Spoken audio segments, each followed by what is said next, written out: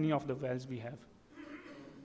So moving towards the results, seismic interpretation revealed the presence of flat spot recognition. Then we saw that these flatter reflections, they are confirmable with our gas-water contact, non-gas water contact, which is again supported by the amplitude variation, which we seen on our seismic data.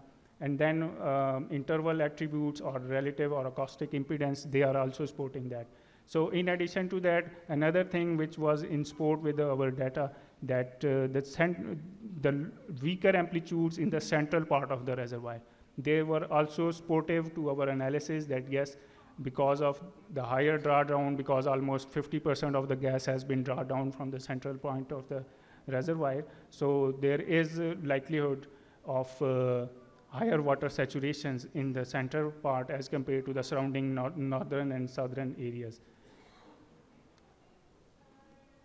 In the conclusion, ultimately, we feel that, we conclude that the acquisition of this 3D wide azimuth data with high frequency content in it, it allows us to go and see these things, these flatter geometries, even for the limestone cases as well. Supported by the RMS amplitude, structural conformance with the gas-water contact and modeling, they are also supporting.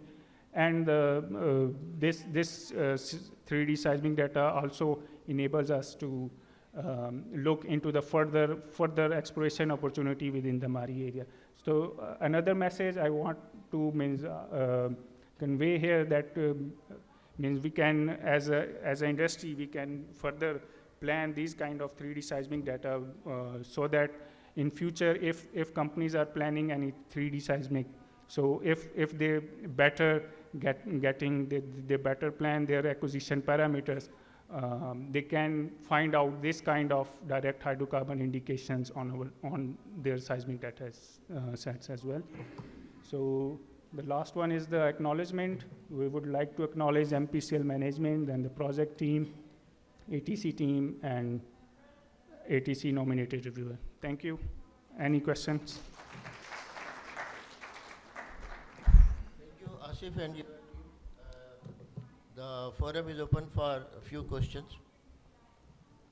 Can you please give the mic?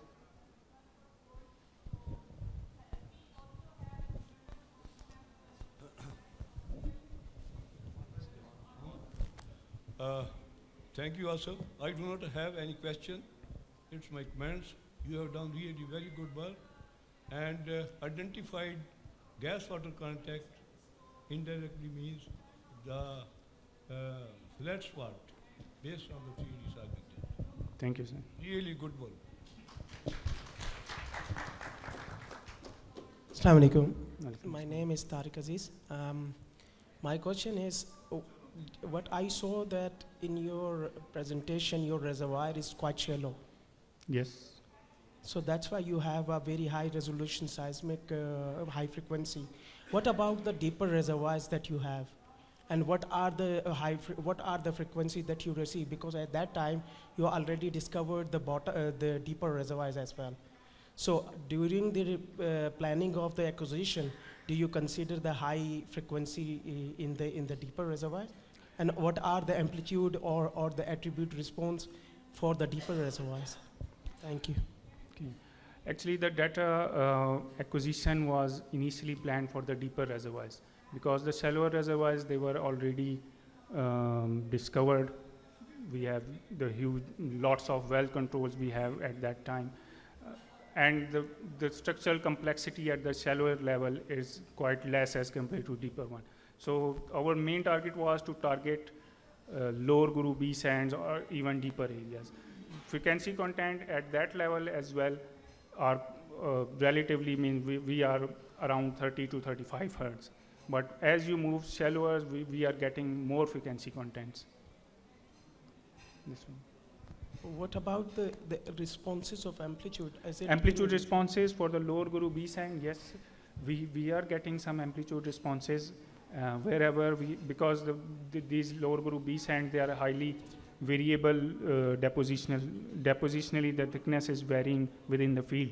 So wherever we are having good seismic, good sand thicknesses, we are getting very good seismic amplitude responses. I have one question for you.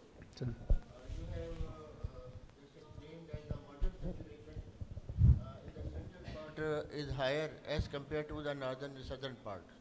So is there any effect on the wells for this water saturation in the wells that were drilled lately in the northern part or southern part? sorry, sir, again. My question is very simple that where you have drained high number of gas reserves Yes. in the central part and your map, amplitude map shows impedance equivalent to the gas water content. Yes. So the wells that were drilled lately in the northern part or the southern part, is there any impact of that high water pressure? Actually, we haven't, the aquifer within that HRL reservoir, it is still, we believe it is not moving. Because recently we drilled a well in the southern part and one well in the northern part. Even we see the gas water contact at its original place where the first well was drilled. So we still believe that there is lots of opportunities in the northern part and the southern part as well that can be drained by using horizontal or multilateral wells within that region. But another thing that you are referring that amplitude or the impedance responses in the center, they are on the colors they are looking same, but because of the this is qualitative, not quantitatively quantitative. So there is slight variation, but because of the color bar, they looks like same in the 100% water saturation and or in the central part. But central part, we are still producing a handsome amount of gas from this central part as well. Thank you. Yeah, I'm Shahid from Pearl Exploration. Basically, my question is more or less what Mr. Asif has mentioned. You mentioned that in the central part you have most of the wells drilled and you have produced most of the gas there. But the color scheme that you're showing on the west and in the central part is basically in close resemblance. So don't you think that identifying bypass hydrocarbon can be difficult in these situations? Because there are opposing constraints, there's a gas water contact that can be moving up and there could be still, some gas left Okay. to produce. Again, I repeat it again that we were looking the amplitude mag, it is qualitative. Means there is a variation of the amplitudes at the flanks below the gas water contact, the western side, and the areas at the central part. But on the color bar, yes, you are right that they look same. But we concluded that whenever the water saturation is slightly lower than the surrounding area, you are looking some different responses.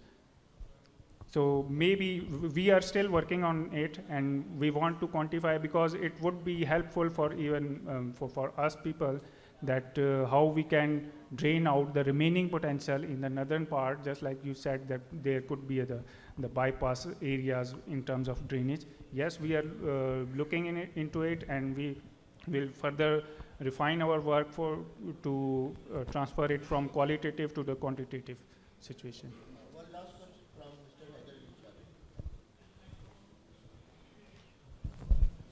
Haider. My question is that Mari is a big field, HRL field, big field. There are a number of wells, lot of log data, production data.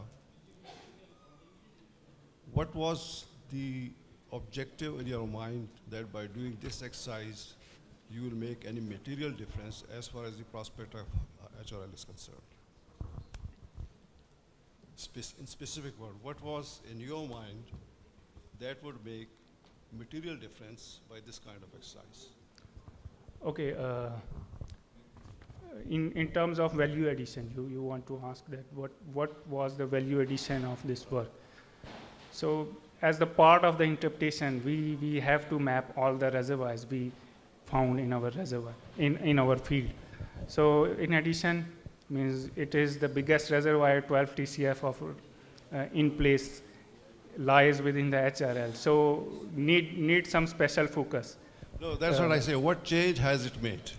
Okay, what changed based on this amplitude map and the areas we have highlighted here, means we are planning to have many horizontal wells in the northern part and the southern part as well.